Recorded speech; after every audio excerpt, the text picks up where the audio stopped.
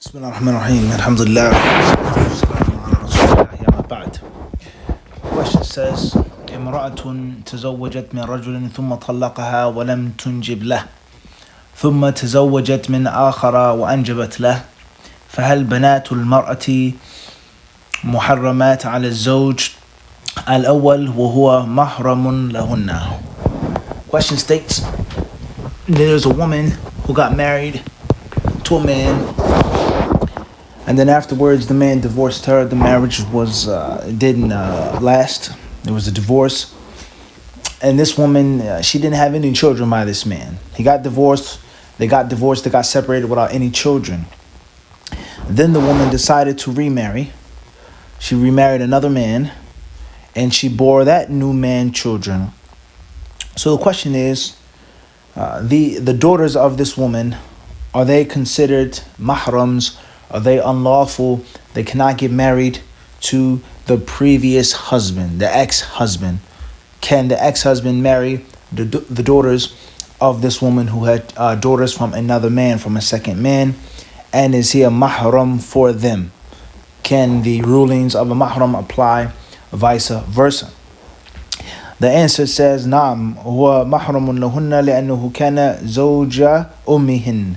Yes, he is a mahram. This man is a mahram for those daughters, and that's because he is the ex-husband of their mother.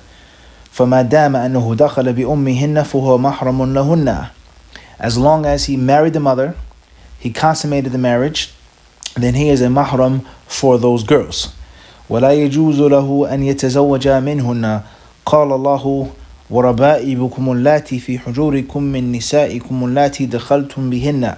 وكلمة حجوركم ليس لها مفهوم وإنما جاءت على ما هو الغالب من أن بنت الزوجة تكون مع أمها في حجر زوجها. He says he is not allowed to marry them. They are mahrams, vice versa.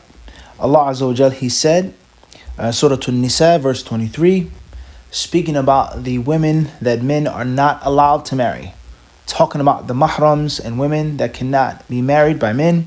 Allah says, وَرَبَائِبُكُمْ, and your stepdaughters that are in the chambers or the houses or the rooms of your wives, your women, allati dakhaltum bihinna, with whom you have had relations, you've consummated the marriage. Literal translation, dakhaltum bihinna, you've had intercourse with them, you've entered upon them. Okay, there's actual consummation of the marriage. And when Allah Azza wa Jalla says, fi hujurikum, these stepdaughters that are in your hujur, in your rooms or your chambers or your private area, your private living space, that's only in most cases. It doesn't matter whether the daughter is living with you or not. He says it doesn't matter whether the stepdaughter is living in your house with her mother, your wife, or not. Whether she's outside the house, inside of the house, whether she enters upon your bedroom or not, you're not allowed to marry that girl. You're not allowed to marry the girl. The girl cannot marry you. He then says, فبنات زوجات المدخول بهن سواء ولدنا قبل أو بعد هن محارم لذلك الرجل.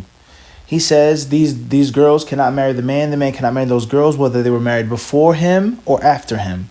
Doesn't matter. As long as he had married the mother, consummated the marriage with the mother, he is not allowed to marry them. He's not allowed to marry any of those girls.